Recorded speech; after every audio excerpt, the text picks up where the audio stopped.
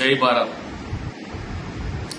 కాశ్మీర్లో నువ్వు చచ్చిపోయినావు, నీ భార్య ఏడుస్తున్నది, నీ బావ చచ్చిపోయాడు, మీ అక్క ఏడుస్తుంది, నిన్ను కన్నా నీ తండ్రి చచ్చిపోయాడు, మీ అమ్మ ఏడుస్తుంది. అక్కడ అడగలేదు నువ్వు ఎస్టీవా, నువ్వు బీసీవా, నువ్వు అగ్రవర్ణానివా, నువ్వు అంబేద్కర్ సంఘమా, నువ్వు బీసీ సంఘమా అని అడగలేదు.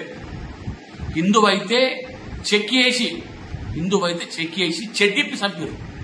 అర్థమవుతుందా? ఏడున్నావు మనం, అర్థం కావాలి. ఇది ఒక్క సస్తులం కదా కులాల పేరు మీద.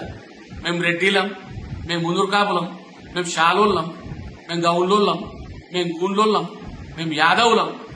ఇవి అలా చూడలేదు. నువ్వు ఎమ్మెల్యేవా, ఎమ్మెల్సీగా చూడలేదు, నువ్వు కార్పొరేటర్వా చూడలేదు. ఓడైనా చంపేసారు. హిందువు, క్రిస్టియన్ అయినా, ముస్లిం కాకుండా చాలు చెక్కేసి మరీ చంపారు. అర్థమవుతుందా దేశం ఎడిపోతుందో? మొన్న వక్ఫ్ బోర్డుకు సపోర్ట్ చేసిన టీఆర్ఎస్ వాళ్ళు కూడా ఉగ్రవాదులే. నీకు అర్థమైందా? వక్ఫ్ బోర్డు కోసం సపోర్ట్ చేసిన వీళ్ళు కూడా, కాంగ్రెస్ వాళ్ళు కూడా ఉగ్రవాదులే. వాళ్ళకు సపోర్ట్ ఇచ్చారు కదా. పశ్చిమ బెంగాల్ ఏం చేసారు? హిందువులను తరిమి కొట్టారు. వీళ్ళు కూడా ఉగ్రవాదానికి దిగేస్తారు. ఇప్పుడు వాళ్ళకు సంపీనులకి సపోర్టర్లుగా ఏర్పడకుండా పరోక్షంగా రాహుల్ గాంధీ దేశం దాటిపోయిన లోపల ఏదో కూడా అవుతా ఉన్నారు. వాళ్ళు ఇక చంపి నరేంద్ర మోడీకి చెప్పుకో అని చెప్తున్నారు. అంటే ఈ నరేంద్ర మోడీ కూడా దేశాన్ని కాపాడతారు. ఈ విషయాన్ని మీరు అర్థం చేసుకోవాలి. ఓ హైదరాబాద్ కార్పొరేటర్లు మీకు దండం పెడతా. ఆడ మీరు పోయి ఉంటే మీ బతికేమైతుండే, మీ అన్న పోయి ఉంటే మీ అన్న బతికేమైతుండే, నీ కొడుకు పోయితే నీ కొడుకు బతికేమైతుండే.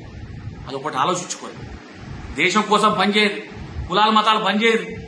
గడప లోపల నీ కులం, గడప దాటితే అంతా హిందువులం. ఈ దేశం కోసం పనిచేద్దాం, ధర్మం కోసం పనిచేద్దాం.